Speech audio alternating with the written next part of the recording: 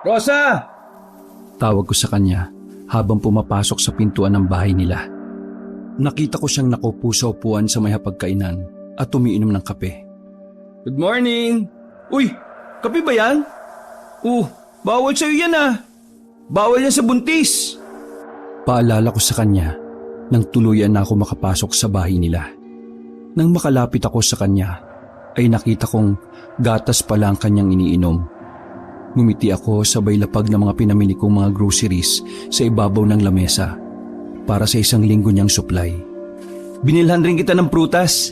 May nagtitinda rin kasi ng manggang biyakin sa palengke kanina eh. Kaya bumili na rin ako.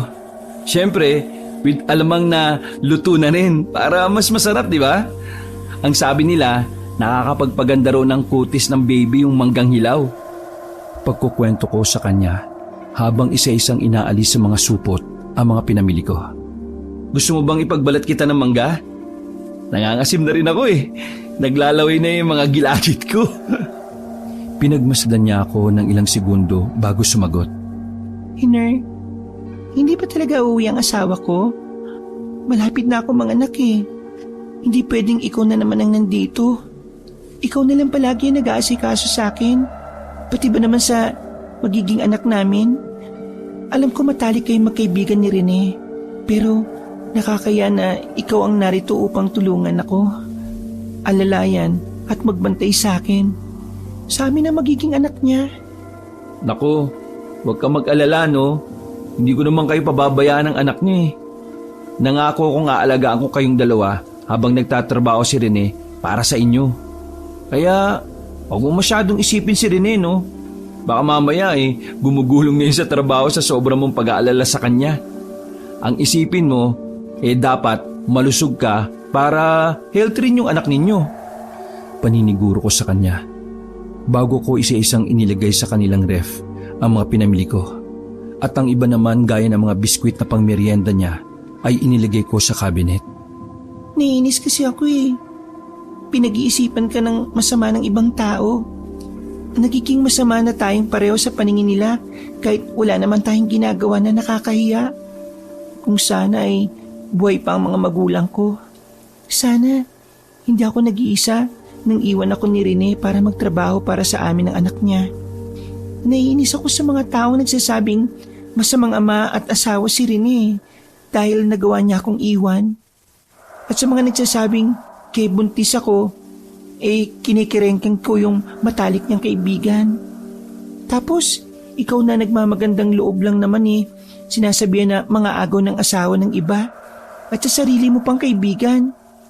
Nakita kong bakas na talaga sa mukha niya ang pagkairita at pagkainis.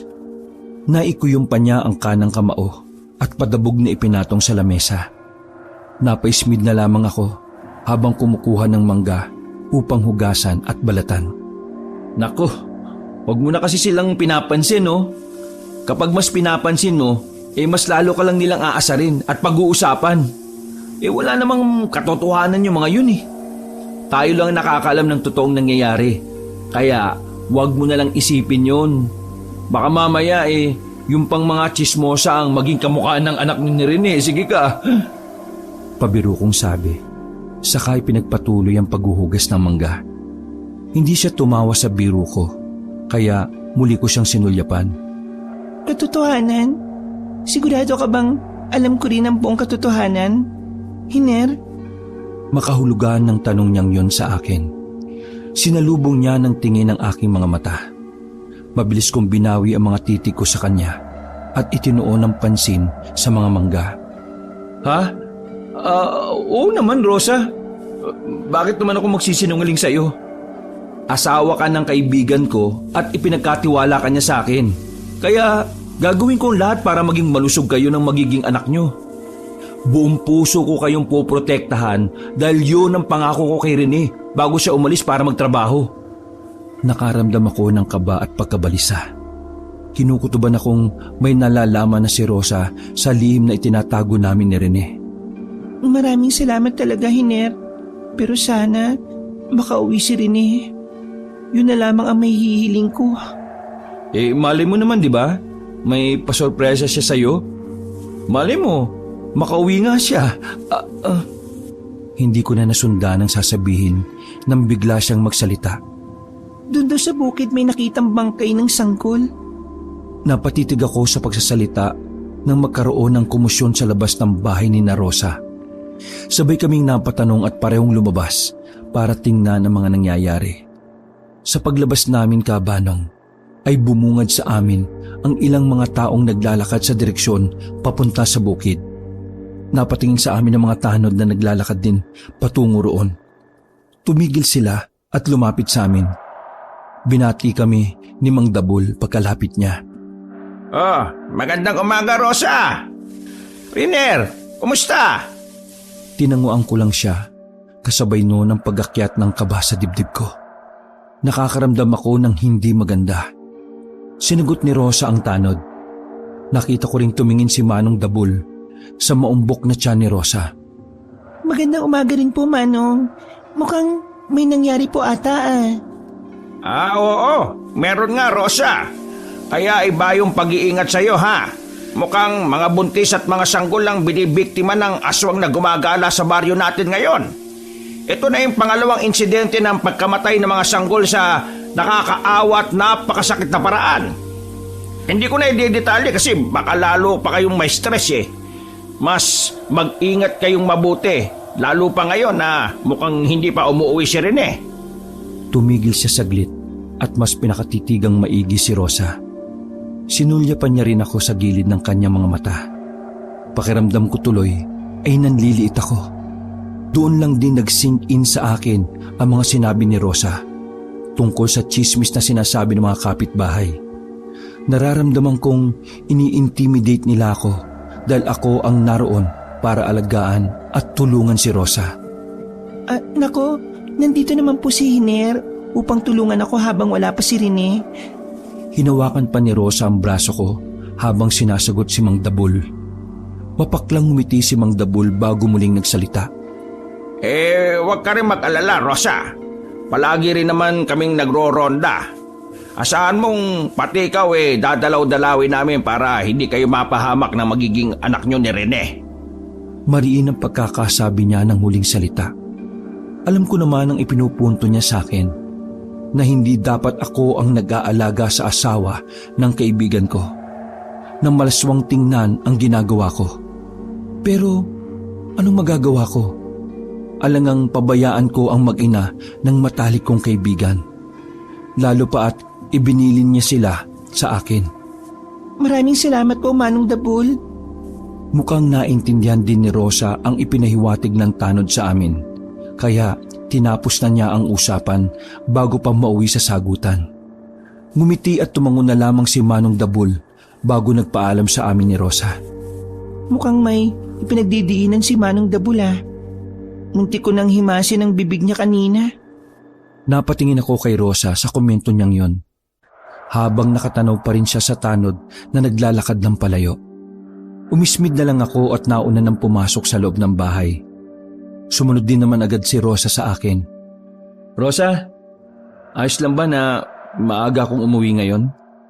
Tanong ko sa kanya nang makalapit sa lababo upang ipagpatuloy ang naudlot kong pagbabalat ng mangga. Hindi ko na siya nilingon dahil ramdam ko naman ang presensya niya mula sa sala. Ayos lang naman. Sinulyapan ko siya sa gilid ng mata ko dahil iba ang tono ng pagsagot niya. Parang nayayamot. Nakita ko siyang umupo sa mahabang upuan sa sala.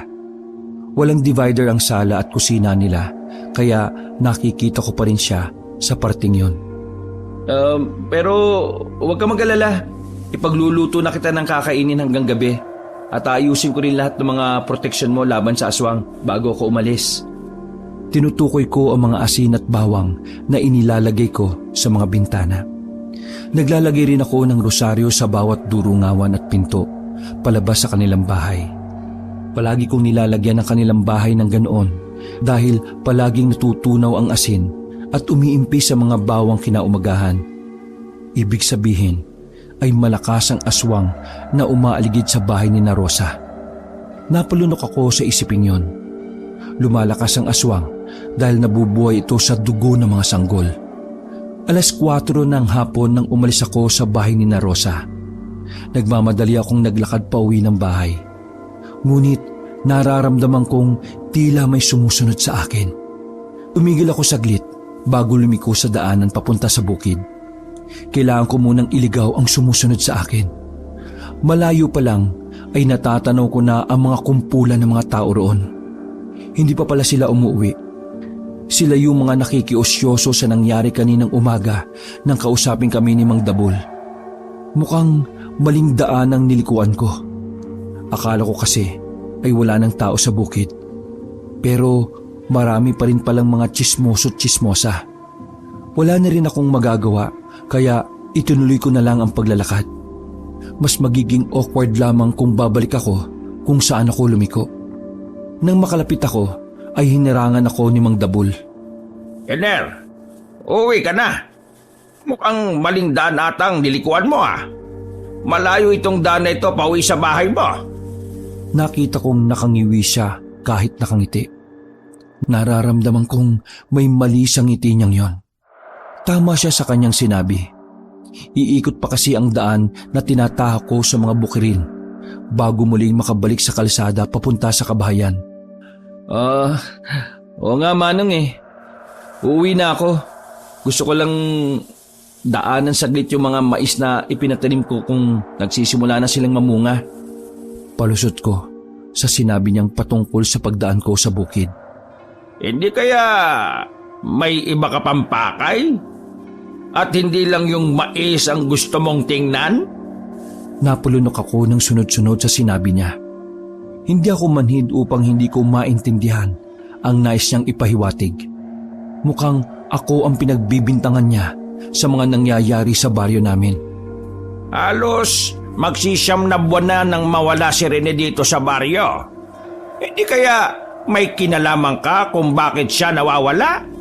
Na hanggang ngayon pinapalabas mong nagtatrabaho siya sa malayo dahil may gusto kang masolo at makuha sa kanya?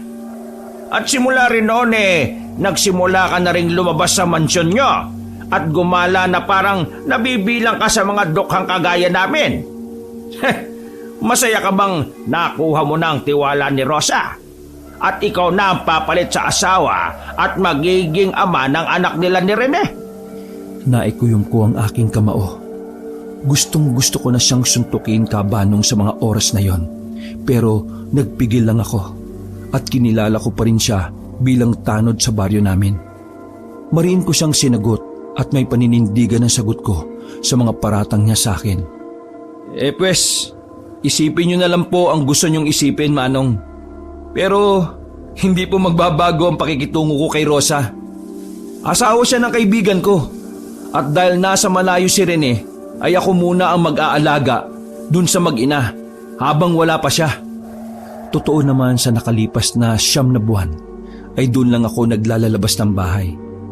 May kaya ang pamilya ko kabanong pero hindi naman siguro yun rason para kasuklaman ako ng mga mas mabababa ang katayuan sa lipunan.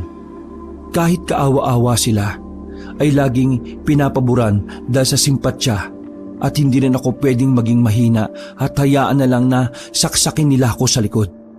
May mga bagay rin akong pinoprotektahan at hindi laging sila ang nasa tama. Hintayin mo lang na makahanap ako ng ebidensya na ikaw ang pumatay kay Rene at sa mga sanggol sa baryo natin. Idinuro na niya ako pero pinigilan siya ng mga kasama niya. Ngumiti lang ako ng mapakla at kampante siyang sinagot. Malinis ang konsensya ko, Manong Dabul. Pagkasabi ko nun, ay iniwan ko na siya kasama mga tagasunod niyang tsismoso at tsismosa. Nakahinga ako ng maluwag nang makalayo na ako sa kanila. Tumigil ako saglit para huminga. Kinabahan din ako sa sagutan namin ni Mang Dabul pero gaya ng sabi ko, hindi dahil kaawa-awa sila sa tingin ng tao ay magpapasaksak na ako sa mga salita nila para lang umayon sa kanila ang ibang tao. Ilang segundo bago ako muling naglakad, naramdaman ko ring wala na ang sumusunod sa akin kanina. Mukhang hindi na ito sumusunod nang lumiko ako. Nag-iisip ako kung nagkamali lang ba ako o baka nauna na ito sa bahay. Nagsimulang bumayo na naman na mabilis ang puso ko sa huli kong naisip. agad na akong tumakbo. Iniisip ko kasi kung paano nga kung naunan na nga ito sa bahay. Hindi mansyon ang bahay namin gaya ng sinabi ni Mang Dabul. Bungalo lang ito pero gawa sa semento at marmol. Mahilig din kasi ang mga ninuno ko sa pag-aayos ng lakon namin, kaya may hardin at makulay ang bahay. Akala ng mga tao sa baryo ay sobrang yaman namin at hindi nauubusan ng pera. Pero hindi naman ganon. Gaya nila ay naging mahirap din ang buhay ng mga ninuno ko. Pero nagpursige sila para maging maalwan ang pamilya namin. Walang naging sagana na hindi dumanas ng hirap. Nakarating akong humihingal sa tapat ng bahay. Inilibot ko ang paningin sa labas at nang masigurong walang tao ay saka ko inalis ang kandado at pumasok sa gate. Malaking gate na purong bakal kaya mabigat ito kapag binubuksan. Wala itong mga butas o siwang kaya hindi makikita ang loob. Matataas din ang pader na nakapalibot kaya siguradong nasabi ni Mang Dabul na mansyon ng bahay dahil hindi pa niya ito nakikita. Pero willing naman akong ipakita ito sa kanya sa umaga. Wag lang sa gabi. Muli kong isinara ang gate at inilak ang malaki rin itong padlock. Pagbaling ko sa bahay ay sinalubong ako ng kalungkutang bumabalot dito. Idagdag pa ang papadilim na paligid. Nagmimistulang haunted house ang bahay namin. Ipinikit ko saglit ang mga mata at dinama ang hanging kagyat na umihip.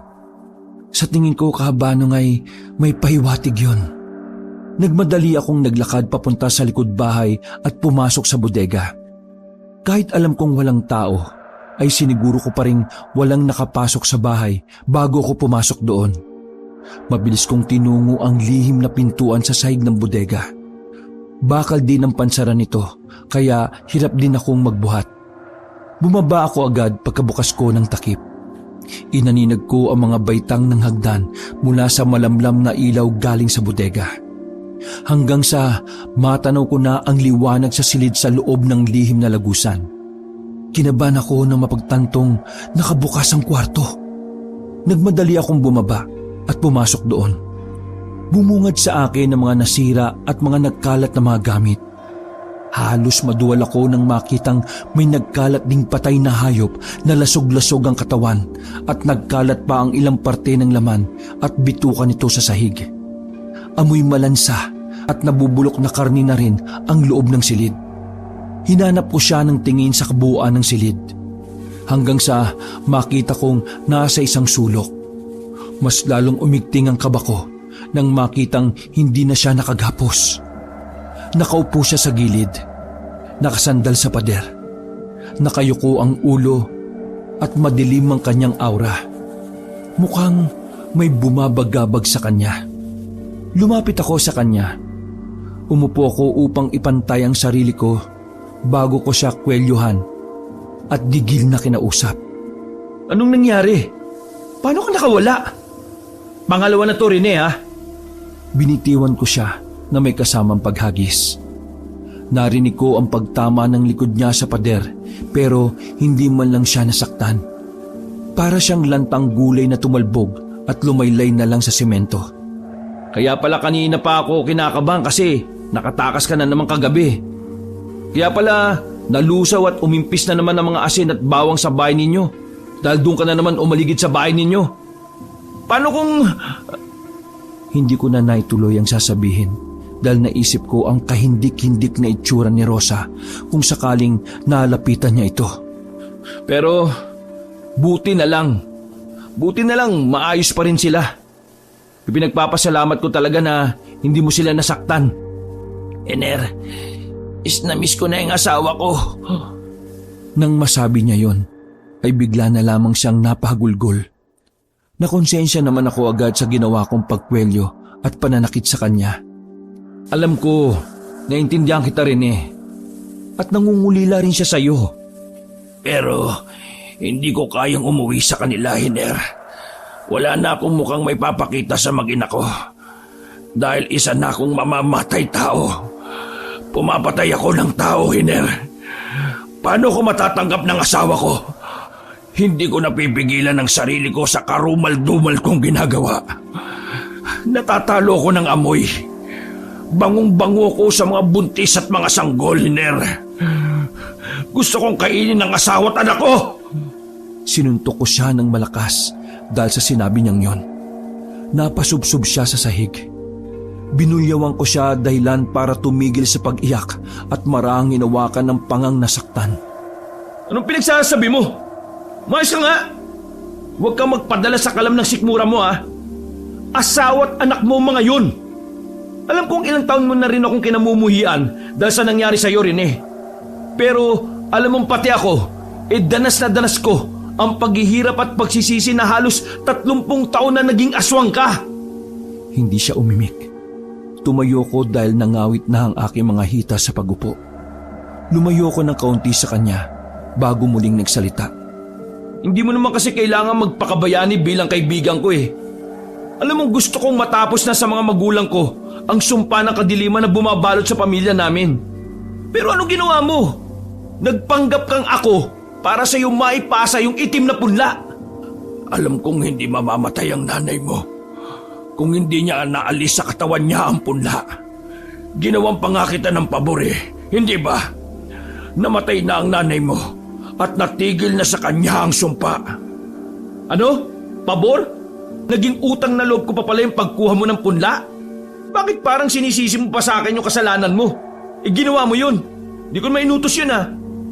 Tumingin siya sa akin ng matalim, saka unti-unting ngumisi. Kasalanan mo dahil naging kaibigan mo ko. Anong pinagsasabi mo? Ang ibig mo bang sabihin nagsisisi ka na naging kaibigan mo ko? Hindi siya sumagot. Nakatitig lang siya at naroon pa rin ang nakakalokong ngisi niya sa akin. Kung nagsisisi ka na, pwede mo nang isoli yung punla, no? Umiwas ako ng tingin sa kanya.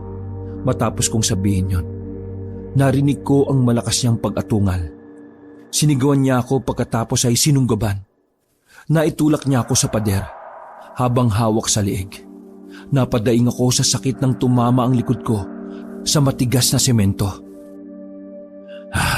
Hangal ka, Hiner. Hayop ka, Hiner. Sa kabila ng pagsasakripisyo ko para sa'yo ng napakaraming taon, ngayon mo pa babawiin ang punla. Para ano? Para hayaan ako mamatay? Kitang-kita ko sa matatalim niyang mga titig ang nanggagalaiti niyang galit. Napahawak ako sa kamay niyang nakasakal sa akin. Kesa naman may mapatay ka pa uli. Ayaw kong umabot tayo sa puntong pati pamilya mo mapahamak ng dahil sa'yo. Mas lalong migpit ang pagkakasakal niya sa akin. Nawawalan na ako ng hininga pero hindi niya ako binibitiwan. 2 beses mo na rin akong ipinahamak. 2 beses mo na akong ginamitan ng pambulag para lang makatakas ka. Anong klase kang kaibigan? At nililinlang mo ko gamit ang kapangyarihan mo.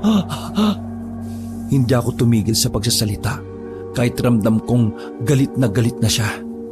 Gusto kong magising siya sa katotohanan dahil alam kong nabubulagan na siya sa pagiging aswang niya. Kahit alam kong dihado ako sa ginagawa ko dahil hindi ako kasing lakas ni Rene.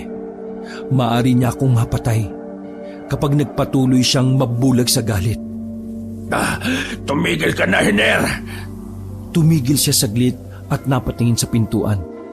Gumagalaw-galaw ang kanyang ilong na tila ba may naaamoy siya mula roon. Maya-maya ay lumuwag na ang pagkakahawak niya sa leeg ko. Pero hindi pa rin niya ako binibitiwan. Nagsimula na siyang magbago ng anyo. Lumaki ang kanyang katawan. Humaba ang kanyang nguso na parang sa lobo. Kasabay noon ay ang pag-usli ng mga pangil sa kanyang mga gilagid. Ang itim sa kanyang mga mata ay naging puti at nagkaroon ng pulang kumikinang natuldok sa gitna. Tuluyan ng naging aswang si Rene. Bago siya lumundag palabas ng silid na yon, ay malakas niya akong ibinalibag. Kasabay ng paglagapak ng katawang ko sa sahig ang pagdilim ng aking paningin. Bagya akong napatitig sa kisame nang magising ako. Prinoseso pa ng utak ko ang mga nangyari bago ko nawalan ng malay. Hindi ko alam kung gaano nakatagal akong nawalan ng ulirat. Napaigik ako sa sakit ng aking katawan nang sinubukan kong bumangon. Sinuyod ko ng tingin ng paligid. Madilim na. Nakaramdam ako ng kaba na hindi maipaliwanag. Naalala kong hindi ko nga pala naigapo si Rene. Agad akong tumayo. Kinapa ang pader na naging gabay ko patungo sa pintuan. Tanging sinag ng malaking buwan ang tanglaw sa dinaraanan ko. Mabibilis ang mga hakbang ko patungo sa bahay. Pumasok ako sa kwarto ko at kinuha ang pinakatago-tagong revolver sa loob ng aparador. Gawa ito sa purong silver pati ang mga bala. Isinukbit ko yon sa aking likuran, saka nagmamadaling lumabas at patakbong tinungo ang alam kong lugar na pupuntahan ni Rene. Habang tumatakbo ay naaaninag ko ang kumpul ng mga taong tumatakbo rin papunta sa direksyon ko. Unti-unting lumilinaw ang kanilang mga figura, lalong-lalo na ang lalaking nangunguna sa kanilang harapan, si Mang Dabul. Kasama niya ang ilang mga tao sa baryo. Tumigil ako sa pagtakbo. Tumigil din sila nang maaninag nila ako. Ayan si Eder. Siya ang aswang, mga kasama. Hulihin at patayin natin siya. Ano? Anong pinagsasabi mo, Manong? Yun na lang ang naibulalas ko. Hindi ko alam ang pinagsasasabi niya. Hindi ko alam kung paano niya nasabing ako ang aswang. Iniisip ko kung saan siya nakakuha ng patunay na aswang ako. Hindi ko na sila pinansin. Tumakbo na lang ulit ako para iwasan sila. Habang tumatakbo ako palayo, narinig ko pa ang mga sulsul niya sa mga tao. Huwag niyo siyang hayaang makatakas. Wala ka na matatakbuhan, Hilir. Kung ako sa'yo, sumuko ka na lang at tanggapin ang iyong kamatayan. Kung kailan nagmamadali ako, ay saka pa darating ang problema. Isa pa, bakit ko tatanggapin ang kamatayan ko kung hindi naman ako ang aswang? Nagpatuloy lang ako sa pagtakbo hanggang sa makakuha ko ng tiyempo na makapagtago sa kakahuyan na malayo sa baryo. Nainis ako nang mapansin na malayo na ako sa aking pupuntahan. Naghintay pa ako ng ilang minuto bago muling makipagtagu-taguan kina Mang Dabul at sa mga alipores niya. Makalipas ang halos 2 oras na pakikipagpatintero, ay narating ko na rin ang pakay na lokasyon, ang bahay ni na Rosa. Mas lalong lumakas ang kabog ng dibdib ko nang makitang nakabukas ang pintuan nila. Mabilis akong pumasok sa loob. Malakas kong tinawag si Rosa. Rosa! Rosa! Pero bumungad sa akin ang magulo nilang bahay. Sira-sira ang ilang mga gamit na tila ba dinaanan ng ipo-ipo. Lumapit ako sa bintana. Wala na yung nilagay kong asin at mga bawang. Napigtas din ang rosaryong isinukbit ko doon. Mahabagin! Rosa! Anong nangyari? Nanlaki ang mga mata ko na lahat ng mga nilagay kong proteksyon ni Rosa ay nasira at nawala. Iniisip kong baka si Rosa ang gumawa nun. Pero hindi ko alam kung bakit niya gagawin. Lalabas na sana ako na makarinig ng may hinang panagoy. Sinundan ko ang pinanggagalingan nun hanggang sa makakita ko ng pulang likido na nagkalat sa sahig ng kwarto. Mabilis kong hinawi ang kurtinang tumatabing sa pintuan. Tumambad sa paningin ko si Rosa na nakahiga sa sahig. May dugo sa laylayan ng kanyang suot niyang bestida. Doon galing ang pulang likido na kumakalat sa semento. Rosa! Nilapitan ko siya agad at binuhat para ihiga sa kama. Pagkababa ko sa kanya, ay saka naman may malakas na lumagabog sa bubong ng bahay. Tumakbo ko upang isara ang pinto at mga bintana. Muli kong nilagyan ng asin ang mga bintana at pintuan. Maya-maya pa ay narinig ko ang pag-atungal ng aswang sa itaas ng bubong. Hayop ka rin eh! Papatayin mo ba yung mag-ina mo? Naiinis kong sigaw sa kaibigan ko. Alam kong siya yon. Pero anong magagawa ng inis ko? Hindi ko may takbo si Rosa sa ospital kahit mukhang nanganganib na sila ng anak niya dahil nakaantabay sa labas ang asawa niyang aswang. Binalikan ko si Rosa sa loob ng kwarto nila. Tinapik-tapik ko ang pisngi niya para gisingin. Rosa! Rosa! Naririnig mo ba ako? Nakahinga ako ng maluwag nang magmulat siya ng mata, pero nangihina siya. Napahawak siya sa kanyang tiyan saka napaliyad at pumalahaw. Hiner, si Rene. Rosa! Rosa! Anong nangyayari? Napahawak na rin ako sa kanyang tiyan at nararamdamang naninigas yun. Hiner, mga anak na yata ako. Ang tiyan ko, ang baby ko. Si Rene! Si Rene! Pareho kaming natigalgal nang lumakas ang kalabog sa itaas ng bubungan. Kasabay noon ng malalakas at mahabang tunog ng ik-ik. Napabitaw si Rosa sa damit ko. Napabaling-baling siya sa kama. Wag! Wag, Rene! Wag ang anak natin, parang awa mo na! Nagulat ako sa sinabi ni Rosa. Nanlalaki ang mga mata ko sa pagkabigla. Alam mong si Rene ang aswang? Bumaling siya sa akin matapos kong tanungin at tinitigan ako sa mga mata. Sinundan kita, kaya nalaman ko. Nag-iisip ako sa sinabi niya. Nangunot ang noo ko. Sinundan? Kailan? Litong-lito ako, Kabanong. Magtatanong pa sana ako pero bigla siyang sumigaw. Basta, Hiner! Nataranta ako sa sigaw niyang yon. Isama pa na gusto nang sirain ni Rene ang bubungan ng bahay nila. Panay ang paglagabog niya sa itaas. Alam kong pinipigilan din ng kaibigan ko ang sarili niya kasi kung talagang gusto niyang sakta ng asawa at anak niya, ay kanina pa sana nawarak ang bubungan nila. Teka, Rosa, anong gagawin ko? Wala akong alam sa ganito. Binitiwan niya ako at kumapit sa headboard ng kanilang kama. Ipag-init mo na lang ako ng tubig.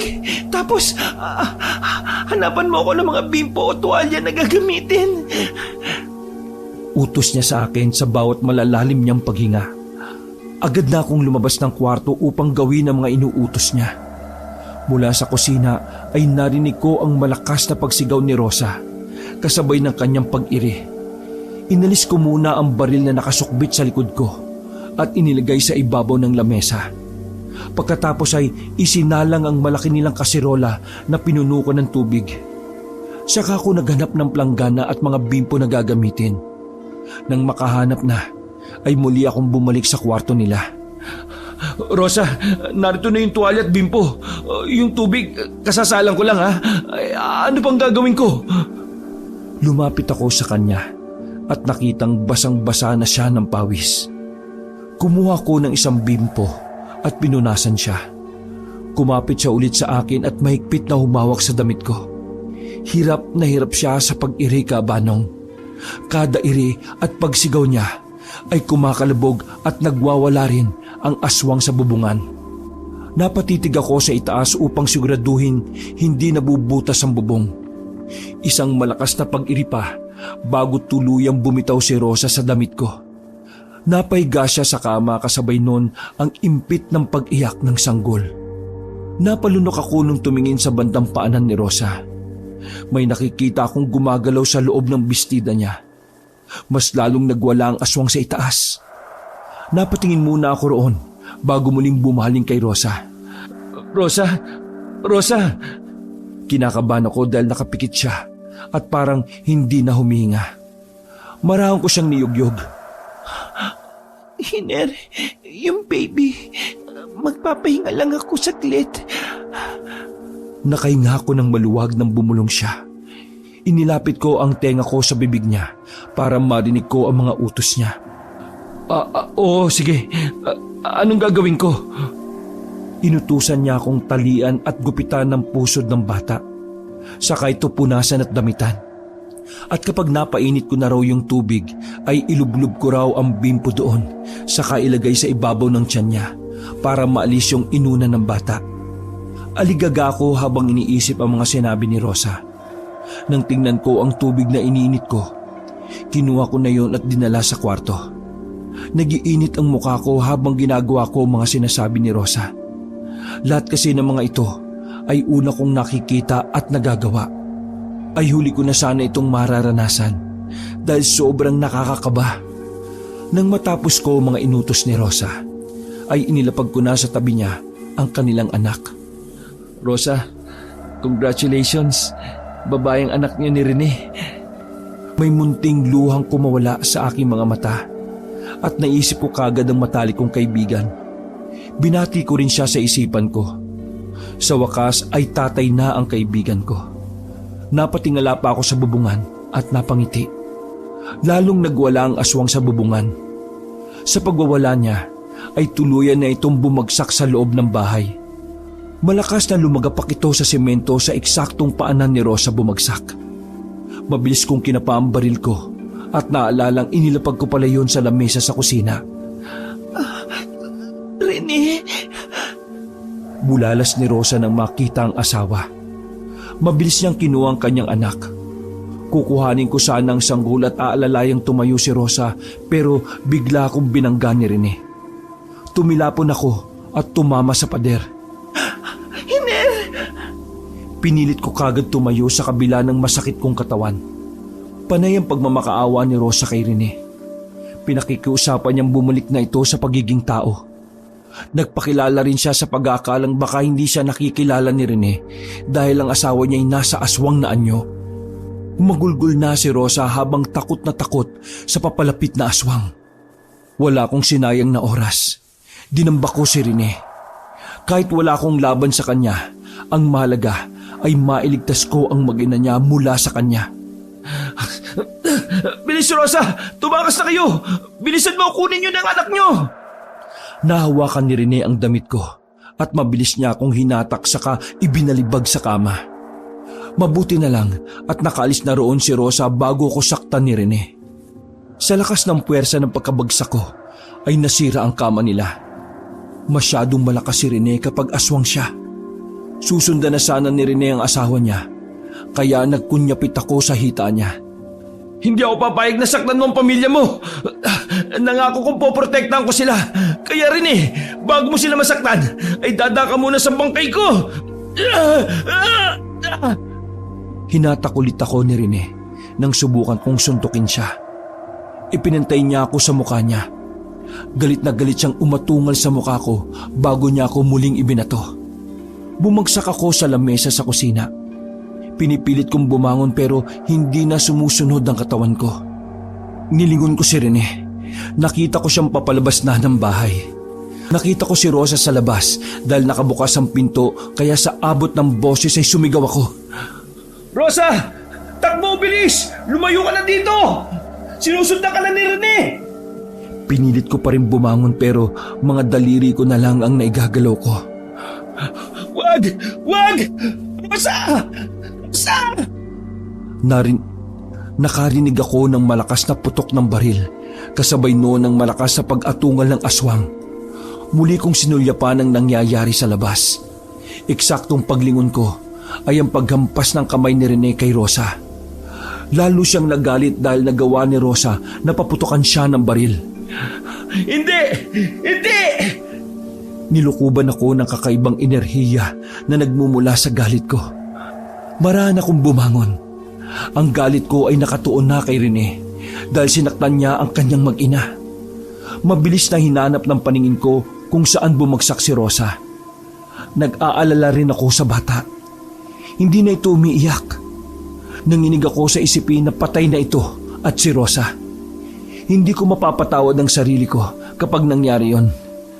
Nakita ko si Rosa na nakahandusay ilang metro ang layo mula sa kanilang bahay.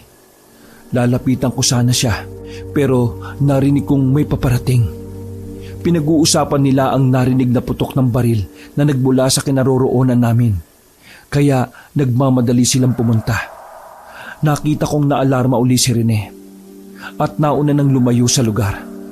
Kinuha ko muna ang baril ko na ginamit ni Rosa bago sumunod sa direksyong tinahak ng kaibigan kong aswang. Humahangos akong nakarating sa bahay kabanong. Sa pag-aakalang doon bumalik si Rene. Hindi ako nagkamali. Nakita ko siyang nakatayo sa may hardin. Naaninag ko sa malamlam na sinag ng buwan na may tama siya ng bala sa sikmura. Halata kong nangihina siya. Malalalim ang kanyang paghinga. Rene, tapusin na natin to! Itinuto ko sa kanya ang baril. Nanginginig ang kamay ko habang nakatitig ng matalim sa kanya. Nakailang lunok ako ng laway pero sa huli ay ibinato ko sa malayo ang baril. Hindi ko siya kayang saktan, Kabanong. Napaluhod ako sa damuhan. Kasabay yun ng marahas na pagbagsak din ni Rene. Rene! Mabilis ko siyang nilapitan. Mula sa halimaw niyang itsura ay unti-unti na siyang bumalik sa pagiging tao. Hiner, tatay na ako. Tinanguan ko lang siya. Nakita kong napakaganda ng kanyang ngiti. Pero hindi ko na napigilang umiyak nang maalalang naiwang nakahandusay si Rosa sa kalsada. Rene, pasensya ka na, hindi kita napigilan. Hindi ko alam kung buhay pa ang mag-ina mo. Tama ka, kasalanan ko itong lahat. Kung hindi mo lang ako naging kaibigan, masaya sana kayo ngayon eh. Wala sanang nasaktan. Kung hindi lang sana ako naging kaibigan ni Rene, hindi mapupunta sa kanya ang punla ng pamilya ko. Kung hindi lang sana niya ako naging kaibigan, namumuhay sana siya ng normal at masayang masaya sa piling ng kanyang mag-ina. Hiner, hindi lang ikaw ang may kasalanan. Lahat tayo ay may pagkakamali. May mga pinili tayong desisyon na sa huli lang natin napagtantong mali pala yun. Sana nakinig ako sa iyo noon. Sana inisip ko rin ang mararamdaman mo nung nagpanggap akong ikaw para sa akin maipasa ang punla. Nakita ko kasi kung gaano ka kalungkot na hindi ka magiging normal sa buong buhay mo. Kaya bilang kaibigan mo, gusto kitang isalba at hiniling na sana'y maging masaya ka. Pero sa ginawa ko ay mas lalo lang pala akong magiging pabigat at mas lalo ka lang malulungkot dahil kailangan mo kong alagaan, igapos at ikulong para hindi ako makapanakit. At sa huli, nilinlang kita para lang makuha ang gusto kong gamot sa kumakalam kong sikmura. Hindi. Ikaw lang ang nag-iisang tao na tumuring sa akin ng normal. Hindi mo ako kinamuhian. Hindi mo ako kinutya. Sa halip ay kinaibigan mo pa ako at iniligtas mo ako sa sumpa ng aming angkan. Kaya rin tapusin na natin to. Nakita at narinig ko ang mapakla niyang pagtawa. Handa na akong mamatay, Hiner. Wala na ring saysay ang buhay ko. Nabahiran na ng inosenteng dugo ang mga kamay ko. Pumikit na siya at ipinaubaya na sa akin ang buhay niya. Hinawakan ko ang mga balikat niya at ipininid sa lupa. Inilapit ko ang bibig ko sa bibig niya. 1 pulgada lang ang layo ng mukha ko sa kanya. Paalam, Rene. Yun lang ang bulong ko sa kanya. Maya-maya ay bigla siyang nanigas at nanginig. Lalong uminit ang temperatura ng kanyang katawan. Tumatagos ang init na yun sa kamay kong nakahawak sa kanyang mga balikat. Ilang saglit pa ay bumuka ng kusa ang kanyang bibig at may lumabas doon na itim na holen. Ibinuka ko na rin ang bibig ko. Umangat ang holen at pumasok sa aking bibig. Nahihirapan akong lunukin yun, pero kailangan kong gawin. Dahil sa una pa lang ay dapat na sa akin yun. Noon, ayaw kong tanggapin ang itim na kapangyarihan na yun mula sa pamilya ko. Pero heto ko tinatanggap na rin ang sumpang kinamuhian ko para sa buhay ng kaibigan ko, ng pamilya niya na nararapat lang sa kanya. Hindi nila ito dapat nararanasan. Ako lang dapat ang nakakaranas nito. Hindi pwede sa mga inosenteng tao. Nang malipat na sa akin ang itim na bato, nagmamadali akong nagtago dahil nakarinig ako ng mga taong nag-uusap habang papalapit sa bahay namin. Itinuturo nila ang bahay namin dahil may nakakitang pumasok doon ng aswang. Mula sa pinagtataguan ko ay nakita kong nagpasukan ng mga tao sa gate ng bahay na nakalimutan kong isara. Nilapitan nila si Rene na nakahandusay sa lupa. Nakita nila ang sugat ni Rene. Dahil nagdurugo ito, nag-alala sila kaya nagmamadaling dinala sa ospital. Pagkaalis nila ay umalis na rin ako. Hindi ko alam kung saan pupunta kaya nagpasya akong sa gubat na lang magpalipas ng ilang araw habang nag-iisip sa kung ano ang pwede kong gawin. 4 na araw na ang nakalipas ng pananatili ko sa gubat. Sa isang tagong kuweba ako nanirahan at nanguhuli lang ako ng mga hayop para may makain. Sa unang araw ko kabanong ng pagiging aswang ay hindi ako makatayo sa pagkakahiga. Puro atungal lang ang ginawa ko dahil tila kinikilala pa ng katawan ko ang pagbabago ko ng anyo. Hirap na hirap ako habang nagpapalit anyo. Halos mapatid ang litid ko sa kakaatungal. Pakiramdam ko rin ay nakaluwa ang mga mata ko. Ramdam na ramdam ko ang sakit habang umuusli ang mahahabang pangil sa gilagid ko, pati ang matutulis kong kuko. Napapahawak ako sa ulo ko kapag tinitingnan ko ng buo ang aking anyo. Pagkatapos ay umiiyak na lang ako. Nagsisisi ako at namumura ang angkan namin hanggang sa kanununuan. Kapag nasa anyong aswang na ako kabano, hinanghinaan naman ang aking katawan. Naninibago ko. Hindi pa kinakaya ng katawan ko ang kakaibang lakas. Pati ang sobrang linaw ng mga mata ko sa gabi ay ikinahihilo ko. Sumasakit din ang ulo ko dahil sa dami ng naririnig kong ingay. Ang layo ng naaabot ng aking pandinig. Naiintindihan ko na si Rene noong mga unang araw niya sa pagiging aswang. Medyo napipigil ko pa ang paghahanap ng sariwang karne dahil hindi pa ako nakakaramdam ng sobrang gutom. Pero nang ilang araw na ang nagdaan, hindi ko na kinakaya kaya napilitan akong kumain ng mga hayop sa gubat. Nang medyo nakokontrol ko na ang pagiging aswang ko, sinubukan kong bumalik sa lugar namin. Palihim akong nagmanman sa lugar, lalo na sa bahay namin at kina Rene. Sa umpukan ng mga tao sa isang lugar, nakita ko si Mang Dabul na kinakausap ang mga taong kasakasama niya sa pagroronda. Ano bang nangyayari sa pamilya nila? Una, si Rosa ang nakitang nakabulagta sa labas ng kanilang bahay. Mabuti na lang at naisugod na siya sa ospital kasama ang anak niya. Tapos si Rene, na ilang buwan nang nawawala. Tapos matatagpuan lang natin siyang may tama ng bala sa bakuran ng bahay ni Hider. Mabuti na lang talaga ligtas na ang pamilyang yon. Kaawa-awa ang sinapit nila. Wala na talagang ibinibigay na mabuti ang aswang na yon. Pasalamat siya at hindi natin siya nahuli. Kailangang mahuli natin siya sa akto ng pagiging aswang. Pag nagkataon, susunugin ko siya ng buhay sa harapan ng mga tao. Para hindi na nabubuhay ang mga taga rito na may takot.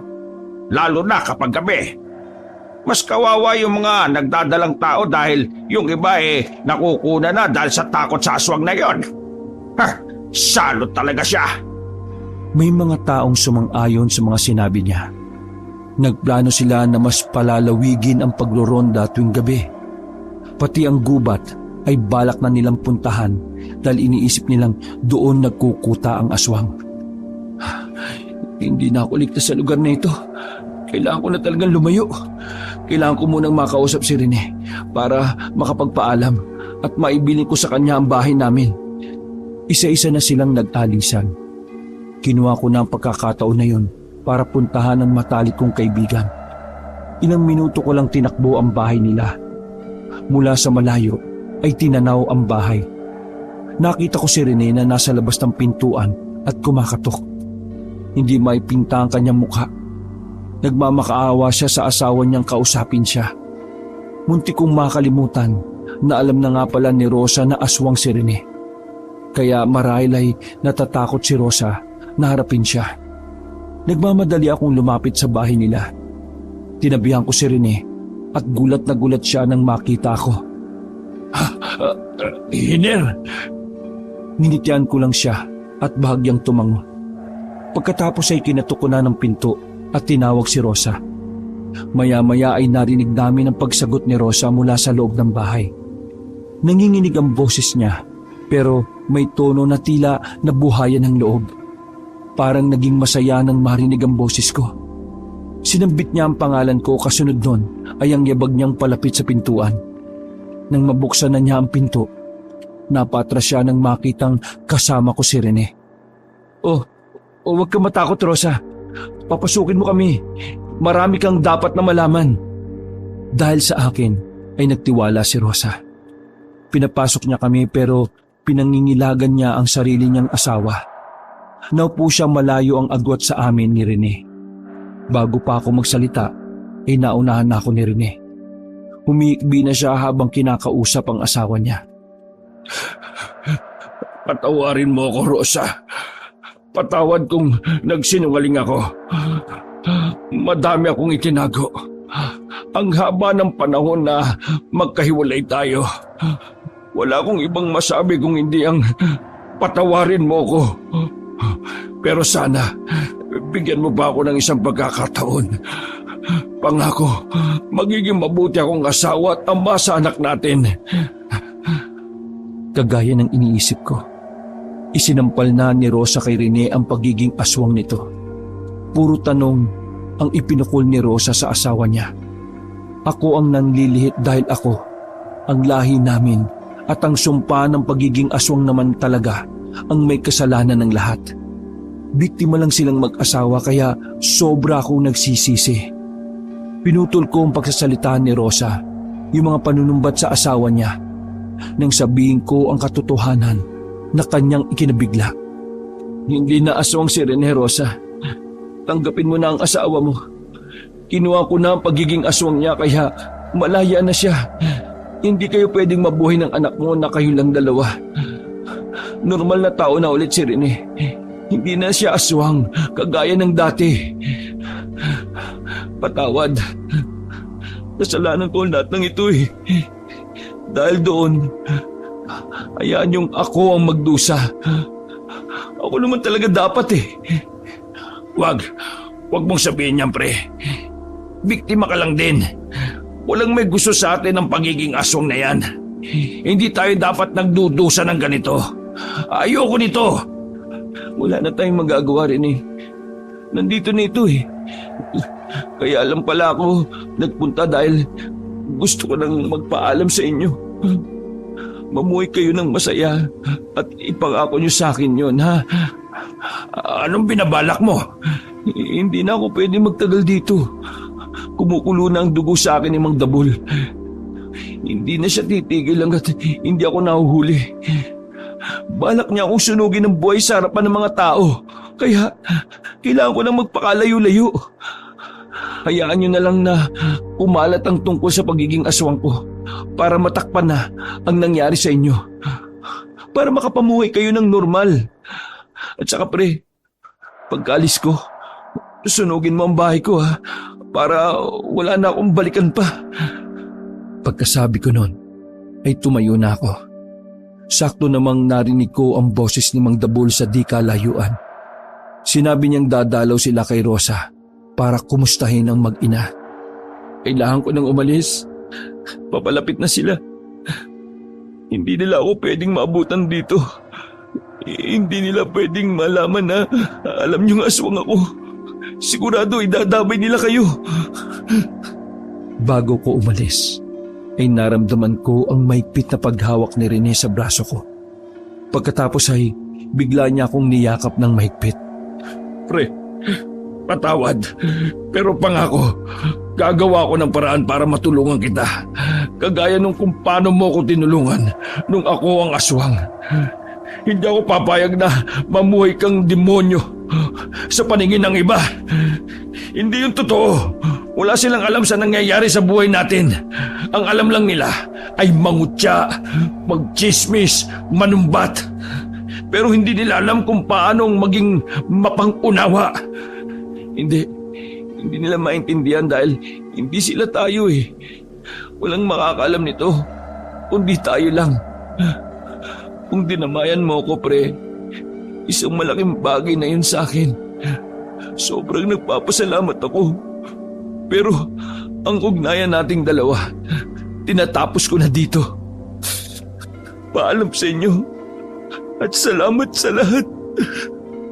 Bago tuluyang umalis, ay nginitian ko pa si Rosa at ibinili na alaga ang mabuting anak niya dahil napakaganda nitong bata.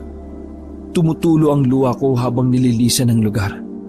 Mabilis akong pumunta sa gubat at bumalik sa kuweba. Doon ko ibinuhos ang emosyon ko. Pinagsusuntok ko ang lupa. Wala na akong pake kahit tumama sa bato ang aking kamao. Tumigil lang ako nang hindi ko na kayang isuntok ang kamao ko dahil sa sugat nito. Halos nabalatan na. Naupo na lang ako at sumandal sa kuweba. Nakatunga nga sa langit. Hanggang sa sumapit ang gabi.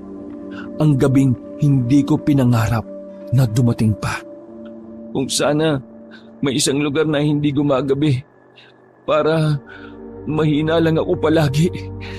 Naalala ko na naman si Rene ng oras na yon. Alam kong kaya ayaw niyang isuoli sa akin ang punla dahil akala niya ay mas magiging malungkot ako. Akala niya ay ikamamatay niya kaya sisisihin ko na naman ang sarili ko. Pero mali siya. Hindi talaga siya mamamatay dahil hindi naman nananalaytay sa dugo niya ang dugo naming mga isinumpa. Kapag binawi ang punla, mabubuhay lang ulit siya ng normal. Yun ang dahilan kaya natakot din akong bawiin noon. Yung takot ko na may halong inggit. Kasi siya, magiging normal lang ulit ang buhay niya. Pero ako, ikamamatay ko yon. Gabi na, mas malakas na ako. Mas dumoble ang aking mga pandamdam. Kumakalaman tiyan ko, kaya lumabas ako sa kuweba para maghanap ng hayop na makakain. Habang ginagalugad ko ang gubat, narinig ko na ang grupo ng mga taong nagsisipagronda. Talagang tinutuon ni Mang Dabul ang pagroronda hanggang sa gubat Masyado siyang matapang. Ano kaya kung takutin ko ng kaunti? Dahil sa naisip kong kalokohan, pinuntahan ko kung nasaan na sila banda. Ilang metro ang layo ko sa kanila nang makita ko sila. Nagtago ko sa isang puno at saka umatungal ng malakas. Kitang-kita ko ang takot nila sa kanilang muka. Ang iba ay nanginginig pa habang hawak ang sulo. Pero matapang talaga si Mang Dabul. Nagawa pa niya akong hamunin na lumabas sa pinagtataguan ko. Aswang na duwag! Lumabas ka na sa pinagtataguan mo at harapin kami ngayon! Puro ka lang tago! Hindi ka lumaban ng patas! Nagagawa mo lang biktimahin ng mga mahihina! Anong laban ng sanggol? Ng buntis? Bakit sa aming mga lalaki takot kang magpakita, ha? Ngayon natin makikita ang tapang mo! Baka umatras na ang pangil mo, Hiler! Alam kong ikaw ang aswang! Matagal na kitang hinihintay. Nang matagpuan namin si Rene sa bahay ninyo, wala siyang malay. Ginawa mo siyang bihag para masolo ang asawa niya. Dahil balak mong kainin ang kanyang sangkol. Napakawalang hiya mo. Bakit kaya hindi na lang kayong mga aswang ang magparami ng lahi tapos kainin niyo ang inyong anak? Kesa kami mga taong ginagawa niyong pagkain. Nagpantig ang tenga ko dahil sa mga pagsisigaw niya na sinundan pa ng tawanan ng mga kasama niyang lalaki. Dahil sa inis ko, hinablot ko ang isang ibon na tahimik lang na nakadapo sa sanga.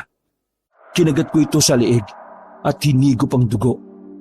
Winakwak ko rin ang tiyan nito pagkatapos ay ibinato sa gawin ng mga nagdoronda. Nahintakotan silang lahat. Ako naman ay napangiti dahil nataranta sila sa pagkabigla. Kung saan-saan sila lumingon para hagilapin ako ng tingin. Nanginginig din ang kamay nila habang iniaamba ang dala nilang itak. Umatungal ako ng malakas na lalo nilang ikinatakot. Narinig kong nagbulungan sila at ang iba ay gusto nang umatras. Kayong matakot mga kasama! Isang duwag ang aswang na yan!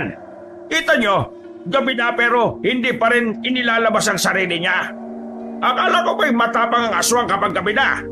Siguro, saksakan ng pangit ang aswang na hinahanap natin. Kaya nahihiya siyang ilantad ang itsura niya sa atin.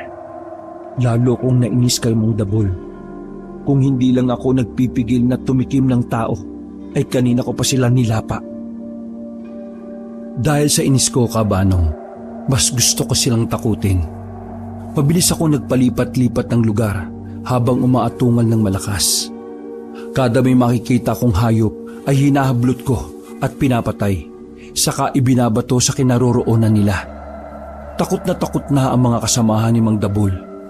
Inakala nilang napapalibutan sila ng mga aswang dahil sa ginagawa kong paikutan sila habang umaatungal. May ilan pa sa kanila na naihina sa takot. Para mas matakot sila at lisanin ng gubat, hinablot ko ang isa nilang kasama at kinagat sa braso nito saka pinakawalan. Takot na takot itong tumakbo habang isinisigaw na aswang daw ang nanakit sa kanya. Dahil doon ay nagtakbuhan na rin ang mga kasama ni Mang Dabul. Gusto pa niyang magmatapang kaya ang ginawa ko ay binulabog ko ng aking atungal ang mga ibon, dahilan para magliparan ang mga ito. Niyugyug ko pa ang mga puno at ginalaw ang mga damo. Nang matakot na si Mang Dabul, paekis-ekis ang takbo niya pabalik sa baryo. Wag na kayo babalik. Baka sa susunod hindi ko na mapigil ang sarili kong lapain kayo. Lalo pat ginagalit niyo ako. Huwag niyong itaon na bilog ang buwan kapag ininis niyo ako. Dahil ang oras na yon ay oras na walang kinikilala mga aswang. Ang lahat ay pagkain sa mga katulad namin. Nang gabing yon, binusog ko ang sarili ko sa panguhuli ng mga hayop sa gubat. Pagkatapos ay natulog lang ako sa kuweba. Naging baliktad ang oras ko mula noon. Gising ako buong gabi at tulog ako maghapon. Isang hapon, nagising ako dahil nakaamoy ako ng usok. Pagdilat ng aking mga mata, ay nakita kong ang kapal ng usok sa paligid. Bakit? Anong nangyayari? Pinakiramdaman ko ang paligid. Pinakinggan kong mabuti. Lumabas ako sa kuweba para alamin kung ano ang nangyayari. Narinig kong may naglalagablab na apoy. Mas lumapit pa ako at doon ko nakitang gumagawa ng siga ang mga tao sa gubat. Mga pulupulong apoy ang ginagawa nila. Balak nila akong itaboy o kaya ay mapalabas sa lungga para mahuli nila patay man o buhay. Naku po, kung alam ko lang na hindi rin ako ligtas dito sa gubat, hindi na ako nagtago dito. Pero saan naman ako pupunta? Wala naman akong ibang mapupuntahan. Halos mapaiyak na ako, Kabanong. Gulong-gulo ang isip ko. Mas nag-alala pa ako dahil maggagabi na naman. Baka hindi ko mapigilan ang sarili kong sakta ng mga tao kapag pinagpatuloy pa nila ang pagsisiga sa gubat hanggang gabi. Dahil sa ginagawa nila, nagpasya akong lumayo. Inisip kong baka sa pinakagitna ng gubat o kaya ay sa kabilang panig ay mas ligtas ako. Binaybay ko ang madamong gubat para makalayo na ako sa lugar. Habang papalayo ako, ay pasukal ng pasukal ang dinaraanan ko. Nagtataasan na rin ang mga puno. Halos maliit na ako sa laki ng mga ito. Nakaramdam na rin ako ng kilabot. Sa kakalakad ko ay nakaamoy ako ng mabango para sa aking pangamoy. Pero kung sa ordinaryong tao, malansang hayop ito. Kaagad kong hinagilap yon dahil kumalambigla ang aking tiyan. Paikot-ikot ako sa lugar hanggang sa makita ko na ang hinahanap ko. Isang nakatumbang baboy ramo ang nakita ko. Pero mas ikinagulat ko na kinakain ito ng isang lalaki. Umangil siya sa akin nang tinangka kong lumapit. Ha? Aswang ka rin? Nangunot lang ang noo niya sa tanong ko. Daan-daan siyang tumayo habang tinitingnan ako mula ulo hanggang paa. Huwag ka matakot. Hindi naman ako nananakit Sa tingin ko, magkatulad tayo. Aswang din ako. Bakit ka pala nandito sa gubat? Hindi niya ako sinagot. Sa halip ay sinugod niya ako. Nung una ay panay iwas ko lang sa kanya dahil iniisip ko na baka magkasundo kami. Pero mukhang hindi yata dahil galit na siya. Wala na akong nagawa kundi ang labanan siya. Nagpambuno kami. Nakakaramdam pa ako ng pagod dahil nasaan yung tao pa ako. Pero nang magawa niyang sugatan ng dibdib ko nang matulis niyang kuko, doon na ako nagalit. Hindi ko na napigilan ng magpalit ng anyo. Sinugod ko siya at hindi tinigilan hanggang sa puro sugat na ang buong katawan niya. Naawat ko lang ang sarili ko dahil narinig ko ang pagmamakaawa niya. Ano bang pangalan mo? Claudio. Ang tipid mo namang sumagot. Pasensya na kung puro sugat ka ngayon. Ikaw kasi, bakit ka naman nanugod? Saka, bakit ka nandito sa gubat? Nag-iisa ka pa. Naghahanap ako ng pagkain para iuwi sa pamilya ko. May pamilya ka? Mga aswang din ba sila? Oo, pero hindi kami kumakain ng tao. Mga hayop lang. Ako rin, kahit masarap ang amoy ng mga tao, pinipilit kong maging matino ang pag-iisip ko. Tao rin ako, kaya hindi ko kayang kumain ng kapwa ko. Bakit ka nandito sa gubat? Tumatakas. Nalaman ng mga tao na aswang ka kaya tinutugis ka nila. Oo, Saklap naman. Gusto mong sumama sa akin. Ligtas doon sa amin. Isang baryo kami na puro mga aswang. Hindi mo kailangang itago ang pagkatao mo. Pagkasabi nun, tumayo na si Claudio. Napatingin ako sa kanya. Seryoso siya sa alok niya sa akin. Hindi na ako nagdalawang isip, Kabanong, dahil wala naman ako mapupuntahan. Sumama ako kay Claudio. Nanguha muna kami ng mga buhay na hayop sa gubat para may iuwi sa kanila. Hirap na hirap akong manghuli ng hayop dahil hindi ko naman ito gawain. Nakaisa lang akong ibon na aksidente pang nahuli dahil bigla na lang bumagsak sa paanan ko. Samantalang si Claudio ay marami nang nahuli. Sama-sama niyang itinali ang mga iyon saka pinasan sa likod. Walang kahirap-hirap ang pagpasan niya sa 5 baboy ramo na sakto lang naman ang laki. May bit-bit pa siyang ilang ibon sa kanang kamay. Napatingin ako sa kanya nang bigla siyang nagsalita. Bagong aswang ka lang, ano? Ha? Ay, kasi Hindi ka kasi sanay mangaso. Takot ka pa. Siguro lumalakas lang ang loob mo kapag kumakalam na ang tiyan mo. Hindi bale. Sa susunod magiging sisiw lang sa'yo ang paghuhuli ng mga hayop. Masanay ka na lang sa kalagayan mo. Walang kagalingan ng pagiging aswang. Nahawa ka lang ba o tinaniman ng punla?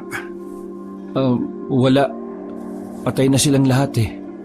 Nalipol ng mga tao nung isang beses na maliwanag ang buwan. Nasa gubat sila at nanginginain ng mga hayop. Saktong may nagkakamping sa gubat ng sandaling yon at may mga bantay silang mga tanod at kagawad. Ngunit napatay silang lahat. Ang saklap ng buhay mo. Tara na. Uwi na tayo sa amin. Kami na lang pala ang pamilya mo ngayon. Nagsimula na kami maglakad. Sa lawak ng gubat, hindi ko na alam kung saan-saan kami nagsuot. Basta sunod lang ako ng sunod kay Claudio. Kung hindi nga lang ako aswang Kabanong, sa malamang lawit na ang dila ko sa kakasunod sa kanya. Dahil napakabilis talaga niyang maglakad. Tumatalon-talon pa siya sa sanga ng mga puno para iwasan ang mga damo sa ibaba. Ilang minuto rin kaming parang naghahabulan ay saka ko natanaw ang isang maliit na baryo. Nang huminto kami sa paglalakad, tinanaw namin ang baryo.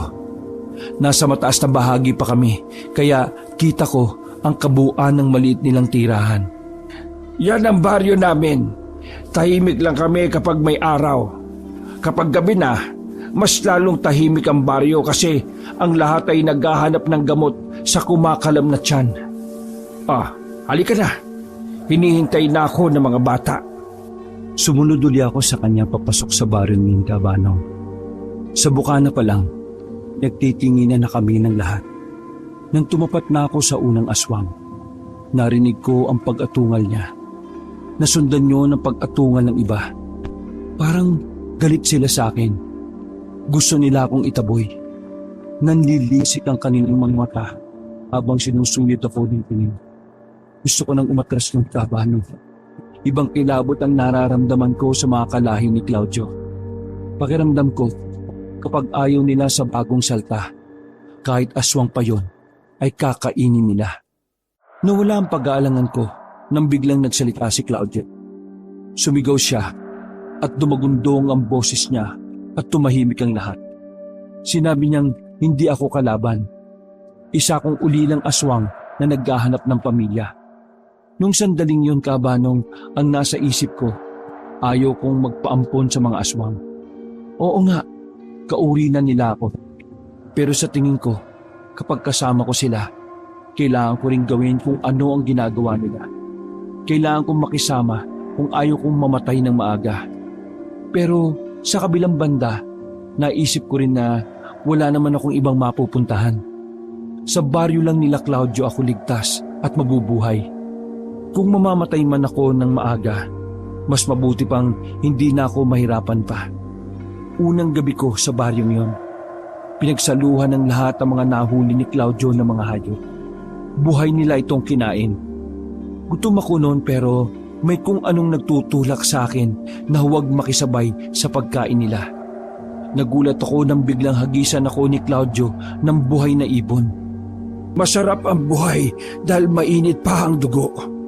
Balak mo bang magpakagutom? Kapag hindi mo napigilan ang gutom mo, maghahanap ka ng kakaibang dugo. Alam mo kung ano yon? Seryoso ko napatingin kay Claudio. Inilapit niya sa tenga ko ang bibig niya at saka bumulong. Tao, mapipilitan kang kumain ng tao. Kaya kung ayaw mo, kumain ka ng hayop. Tama si Claudio, Kabanong. Kaya kinain ko na rin ang ibinigay niyang ibon.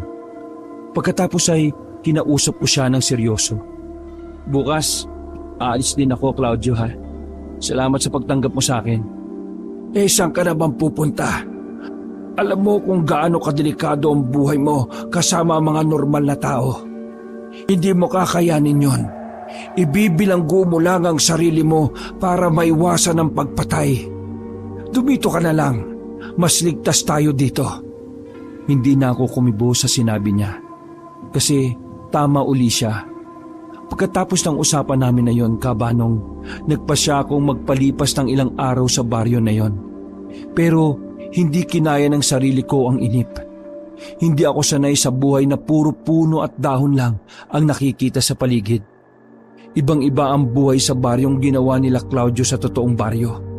Dahil doon, hindi ko na napigilan ang sarili ko. Nagpaalam ako kay Claudio.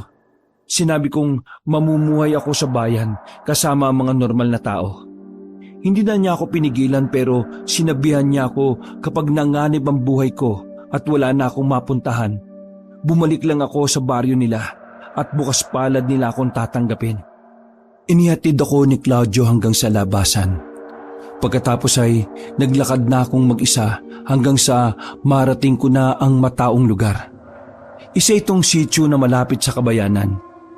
Hindi ko alam kung anong bayan na ang napuntahan ko.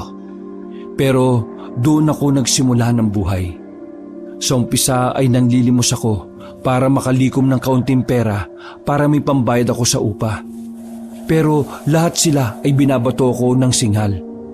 Pasigaw nila akong sinasabihan na ang laki raw ng katawan ko. Pero namamalimos ako. Hanggang sa may humawak sa braso ko. Isang lalaking mas matanda sa akin ng 10 taon. Manginginom siya.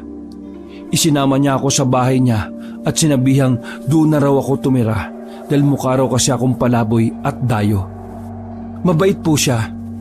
Hindi ko na tinatanong kung saan nanggaling ang pera niya dahil barong-barong lang ang bahay niya at walang kahit na anong laman maliban sa isang plato, isang baso, isang kaldero at ilang damit na nagkalat pa sa kung saan saang sulok ng kanyang bahay. Ilang araw din ako natulog sa bahay niya hanggang sa may inalok siya sa akin na trabaho. Tinanong pa niya ako kung gusto ko raw magtrabaho bilang tagapag-alaga ng mga baka. Ay, naku, oo po. Kahit anong trabaho po, kayang-kaya ko po yan, Manong. Kinabukasan ay dinala niya ako sa may-ari ng bakahan. Ipinakilala niya akong pamangkin kaya tinanggap ako na may-ari. Doon na ako nagsimula ng bagong buhay. Hindi doon nakatira ang may-ari kaya solo ko ang lugar. Isang beses lang nagpupunta para tingnan ang mga baka. Minsan ay kinukuha ng iba dahil ibinebenta. Paminsan-minsan ay nakakain ko ang baka nila pero madaling gawan ng paraan. Sinabi ko na lang na nagkasakit at ibinaon na lang. kung ano-ano ang dinadahilan ko para mapagtakpan ang pagiging aswang ko. Pero pinilit ko pa rin maparami ang mga alaga nilang hayop dahil pagkain ko rin naman ang mga ito. Nasanay na akong gano'n ang takbo ng buhay ko. Malayo sa mga tao. May pagkain at napanatag naman ako. Paminsan-minsan ay pinupuntahan ako ni Manong para makipagkwentuhan sa akin at makipag-inuman. Kami na lang ang naging magkapamilya, kaya naging palagay ako sa kanya. Pero hindi ko pa rin sinasabi ang sikreto ko kahit alam kong nakakaramdam na siya. Mas mainam nang wala siyang alam para sa kaligtasan naming dalawa. Wakas.